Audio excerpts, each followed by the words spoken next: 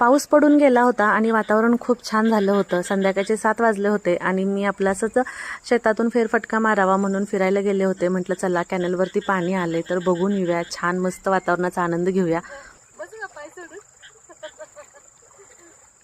कधी कधी थांबून पाहणं हे सुद्धा पुरेसं असतं, हो ना. कारण असं खळखळत्या पाण्याकडे पाहिलं की असं वाटतं ते पाणी आपल्याला खूप काही शिकवतं. त्या खळखळत्या पाण्याकडे एकटक पाहिलं आणि मनात विचार आला, ह्या खळखळत्या पाण्यासारखं आपलं मनही अगदी स्वच्छ पाहिजे, हो ना. अडथळ्यांवर आदळतं पण स्वच्छपणे निखळपणे ते वाहतं. पाण्याकडे बघा ना, कुठेही तुम्हाला मळ नाही दिसत.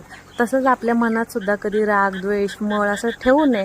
कारण ना, जिथं मन साचतं ना तिथं विचार हे गढूळच होतात. त्याच्यामुळे ना पाण्याकडनं आपण शिकलं पाहिजे, निस्वार्थपणे जगलं पाहिजे. चला मग, कसा वाटला तुम्हाला आजचा आपला छोटासा मिनी ब्लॉग? नक्की कमेंट करून सांगा आणि व्हिडिओ आवडला तर लाईक सबस्क्राईब करा.